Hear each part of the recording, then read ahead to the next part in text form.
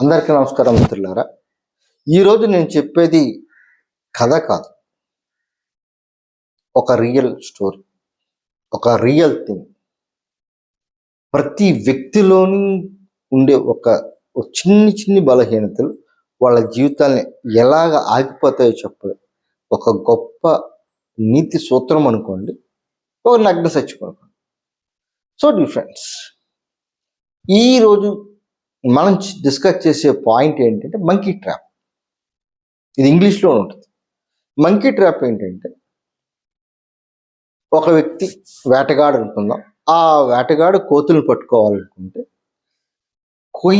ఈ యొక్క కోతి చెయ్యి లోపలికి వెళ్ళే అంత స్థాయిలో చెట్టుకు రంధ్రం చేస్తాడు. ఒక గృహలాగా, ఒక బెరల్ లాగా ఒక హోల్ చేస్తాడు. ఈ హోల్ చేసింది కోతికి ఇష్టమైన ఆహారాన్ని దాంట్లో పెట్టి వెళ్ళిపోతాడు ఆయన. చాలా వెళ్ళిపోయి వచ్చిన తర్వాత ఒక వారం రోజులు పోయి వచ్చేసరికి అక్కడ కోతులు ఉంటాయి. విషయం ఏంటంటే, తనకిష్టమైన ఆహారం కోసం కోతి అక్కడికి వచ్చిన తర్వాత చెయ్యి లోపల పెట్టి ఆహారం తీసే పరిస్థితిలో పిడికిలలా బిగిస్తుంది. పిడికిలు బిగిస్తే అది రాదు, అది వదిలితే మాత్రం బ్యాక్ వస్తుంది. కానీ ఈ కోతిగారు ఏమనుకుంటుందంటే, అబ్బాయి ఎంత బ్యూటిఫుల్ ఫుడ్ నేను మళ్ళీ మిస్ అయితే నాకు రాదు అనేసి అది అలాగే పీకిలు పట్టు కూర్చుంటుంది. శరీరంలో శక్తి అంతా వెళ్ళిపోతుంది, నీరసం వస్తుంది, స్పృహ పోయి స్థాయికి వచ్చినా సరే అది ఆ పిడికిలు వదలదు.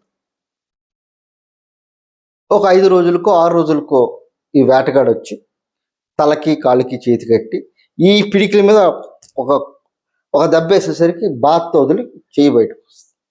ఇంకా అక్కడి నుంచి ఆ వేటగాడి ఎవరైతే ఆ మంకీని పట్టుకుంటాడో ఆ వ్యక్తితో వాడు చెప్పినట్టు వింటూ వాడి దయాదాక్షిణ్యాల మీద బతకాల్సి వస్తుంది.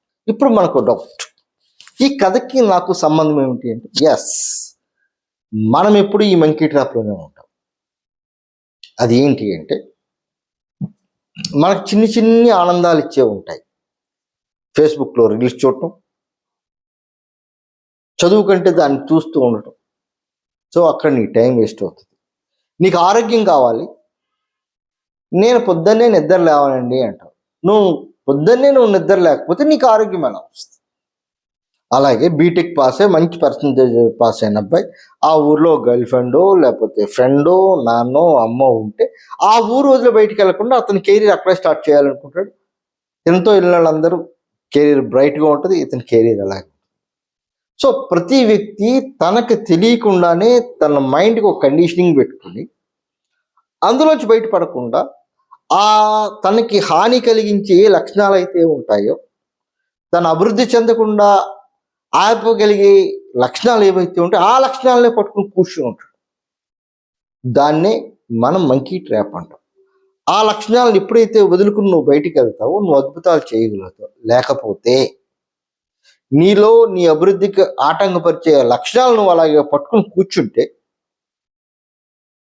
నీ జీవితము అక్కడే ఆగిపోతుంది, నీ అభివృద్ధి కోల్పోతావు. కోతి ఎలా ఒక వ్యక్తికి పరాధీనం అవుతుందో నువ్వు కూడా మరో వ్యక్తికి పరాధీనమై పని చేయాల్సి వస్తుంది. That is simple logic.